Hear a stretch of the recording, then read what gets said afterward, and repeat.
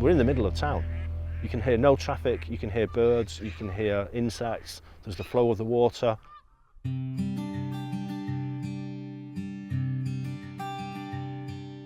This is the new flood storage basin for Salford. So it's a side weir from the river which spills water into this site when the river gets to a certain level, and that reduces flood risk to about 1,900 properties downstream. We needed to take the opportunity to create something which would be an asset for the community when it's not going to be in use as a flood basin. Hopefully it'll only be called into action as a flood basin very infrequently.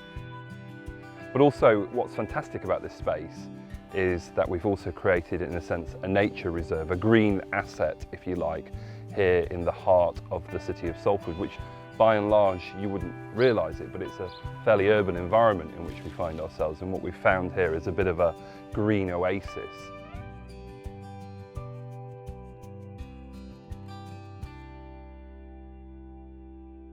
When you look on aerial imagery and you zoom right out of Manchester, and this is the place, it's just one big green space that stands out for miles. And there's nothing else like it in Manchester. So yeah, it's very important for people and wildlife, I think.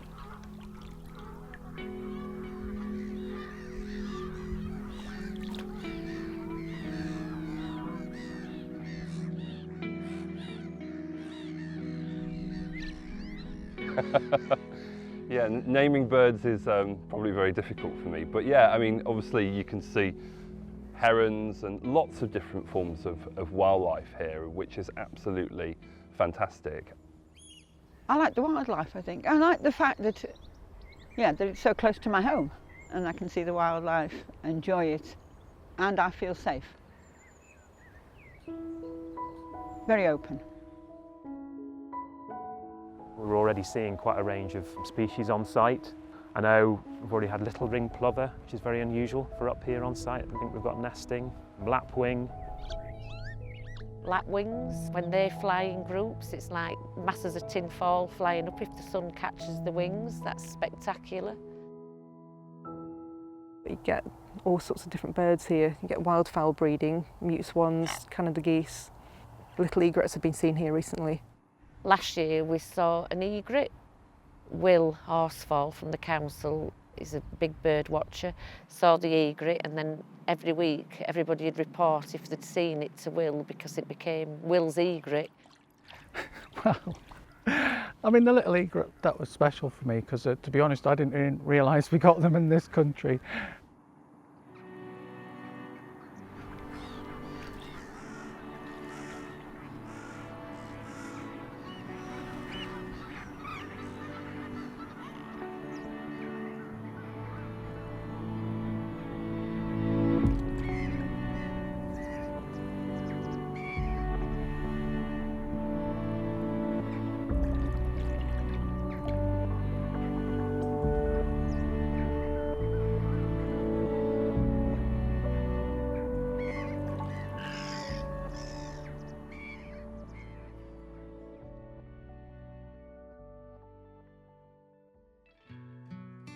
I think the number of herons is pretty special because, again, I can remember years ago when a heron was quite a rare bird, and to have that many in this location was really, really good. Herons I've seen. I'm not a bird expert, but it's always nice to see a heron in flight. We counted up to 11 herons that would sit on one of these islands, and watching them fly off is just spectacular. Herons, I've seen up to 4 herons. But then my eyesight's poor, there may have been more.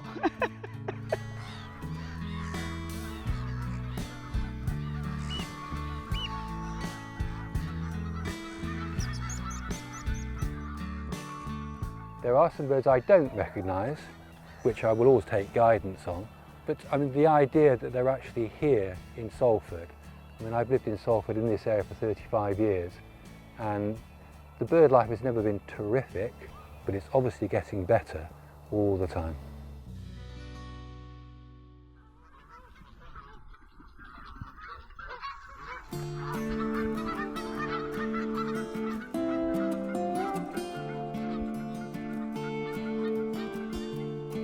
We've certainly got a lot of Canada geese, which has been an interesting experience.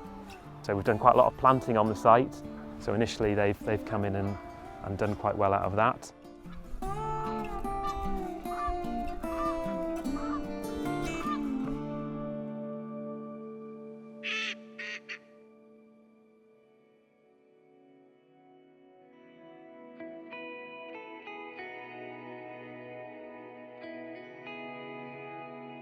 The whole of the banks will be full of daisies, and that walking round and seeing that is just a fantastic opportunity for the people of this city, well, and beyond really.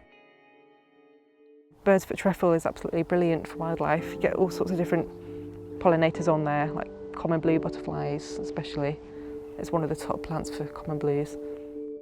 There's so many different types of wildlife. There's the insects, there's the wildflowers, there's the grasses.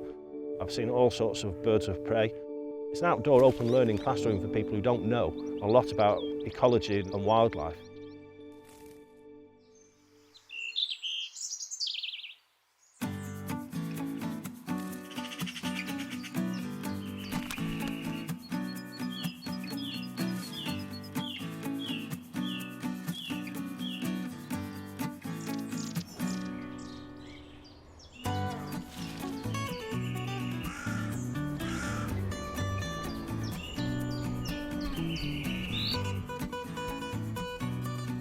Not only is it a green space, there's a very big sky involved in all this. It's the scale of the thing, it just knocks you out every time.